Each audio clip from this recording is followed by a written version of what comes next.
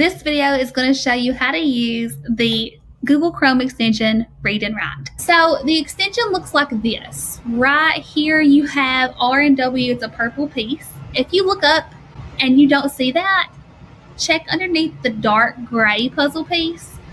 And if you don't see it there, you want to go and do a Google search for Read and Write.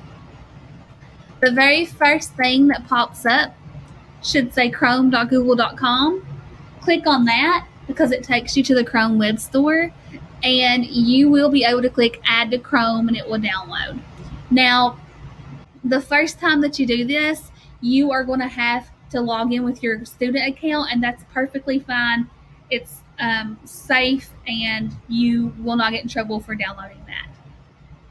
I also like, it's going to be hidden underneath your gray puzzle piece. So I like to click on that and pin it to where it's always shown because I use this one often. Now I'm going to go over to my document that I need help reading. And I'm going to click the R&W puzzle piece again. It takes a couple of seconds for it to wake up sometimes, and that's perfectly fine. If a few seconds pass by and it's still not shown up, I would recommend going up here to your toolbar and pressing enter and reloading that page, and then clicking, let it load all the way before you click, and now try to click it again, and hopefully it will pop up that time. Sometimes it just takes a little bit longer to think. Aha! And sometimes it pops up like this little thing right here, and if that's the case, press the down arrow and it will pop up the entire menu. You want to be able to see all of the icons. The first time that you click on it, it will tell you that you need to log in. So I am going to allow it to talk to my Google Drive, and that's perfectly fine, like we said before. Okay, so all of these icons do something different. The first one, if you are typing this by yourself and you want to check your spelling, you can click the check mark and it's going to underline everything that might be a typo. Now it does underline names. And if you have a last name like mine, my last name's Pollard. It's not very common.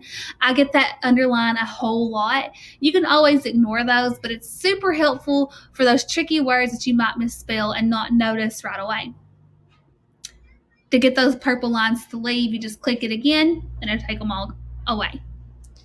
You also have predictions. So if you have a hard word to spell, and you don't know for sure if you're spelling it correctly, you can use that, and it's giving you all the different things that you could have been meaning to say instead of that word. That happens to me all the time. The next button, the one that looks like an open book, is your dictionary. So if you get to a word while you're reading and you don't know what it is, you can click right there and it's going to give you the definition for that word.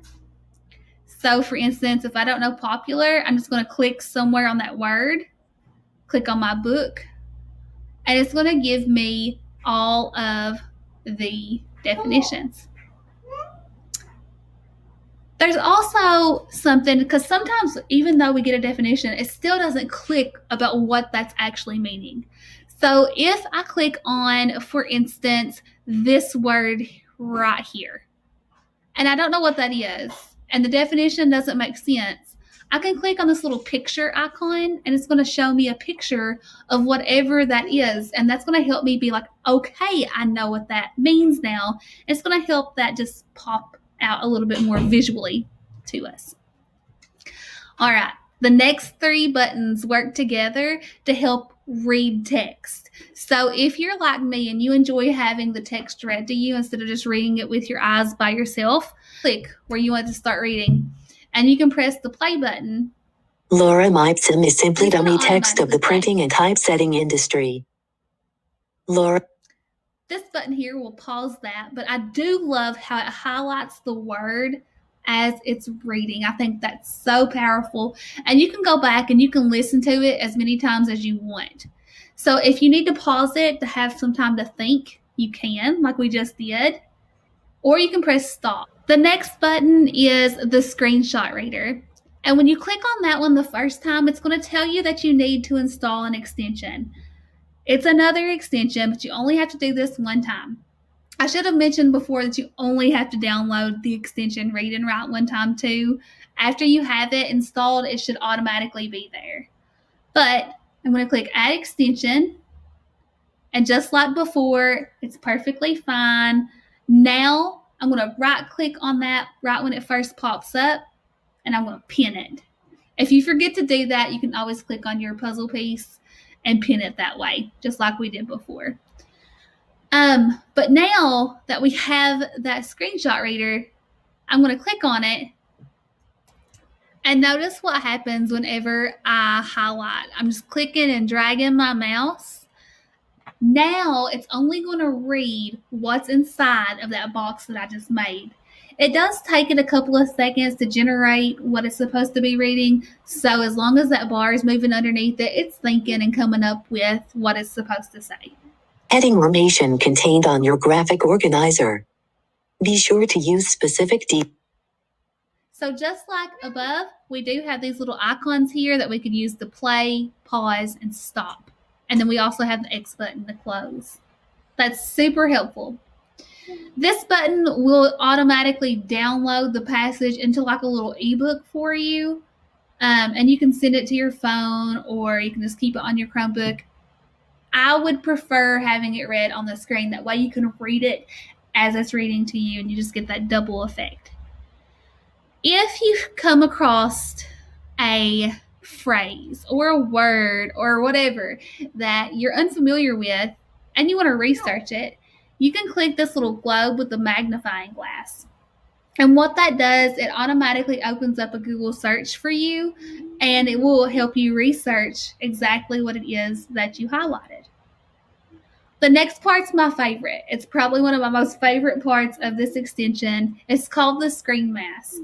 And what that does, when you move your mouse, it's moving a little highlight bar. That way it helps you focus just at what's highlighted for that certain part. To get out of there, you just click this little icon here and it takes it away. The next part is talk and type, and this one is something that is super helpful. You click where it is that you want to type. You click the little headphones. It's automatically going to start typing what you're saying, so be prepared, period. You might be surprised and forget that it's on exclamation point. And you might have to stop and say, is this something I can actually do? Question mark. The answer is yes, exclamation point. To get it to stop typing, you just click the microphone, and you can always get it to start typing again by clicking the microphone again. And if you wanted to start typing down here, like if this is where your question box was, you could just click, and then it's going to automatically start typing exactly where you clicked. I'm going to close that out. It can be pretty fun. And if you ever need to change a word, because sometimes it types words that we did not say, but it did do really well with my Southern accent. Let's say that I meant to say liked here instead of linked. I can just go and delete what it said out and just type it again. You also have a translator, so if you see a word and it's in a different language and you don't know what that means, you can click on it and it's going to give you the translated version of that word. The next four are very similar. They're just highlighters, and you can highlight anything on the page, or any text on the page, I should say. So you pick your color, highlight the word, and it should highlight that with you. Okay, so you can highlight with different colors. You can pick a color to have unknown words or something building off of your schema or whatever it is, but you highlight what it is that you want, then press the highlighter and it will highlight that for you. You can highlight whole phrases, or you can highlight just individual words. If you highlighted something by accident, like I didn't mean to highlight the L in classical, I'm just going to move my mouse back over where it was that I don't want it and click my little broom to clear that highlight. The next button says collect highlights. And when I click on that, It's going to ask me how I want to collect them, and I can click OK, and it's going to automatically open a document with all of my highlights. The first time that I do that, it's going to automatically make me give it permission, but that's only a one-time thing, so just click allow and it will be there for you. Okay, the next 3 buttons are kind of similar to that reuse button there that we just did. We have vocabulary, and we can create a vocabulary list based off of this assignment.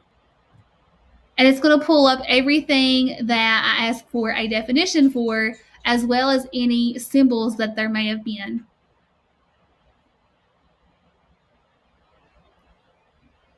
The next one is the voice note. And if I want to leave any notes on here, I just press my microphone. It's going to automatically start recording. I have up to a minute. I press stop. I press my microphone. And I just press insert, and it's going to pop up a little speech bubble for whoever it is that I'm sharing this work with to be able to listen to it. It does take a couple of seconds to generate that voice. Now, whoever sees my document can click the little play button. Just press my microphone, and it will be right there. Finally, we have practice reading aloud.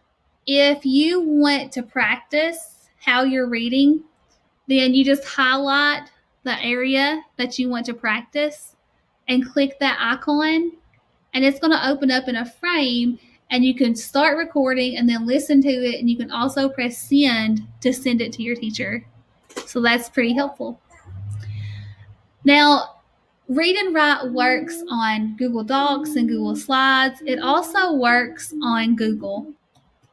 If I'm doing a search, or if I'm in Google Classroom or wherever, I can click on this extension and it's going to pop up.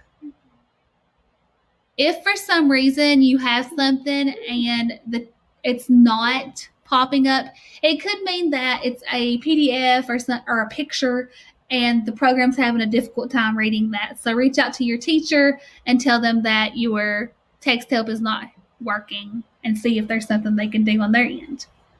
Hopefully you found this video to be helpful to you. If you have any questions, reach out to your teacher and we can get those answers for you.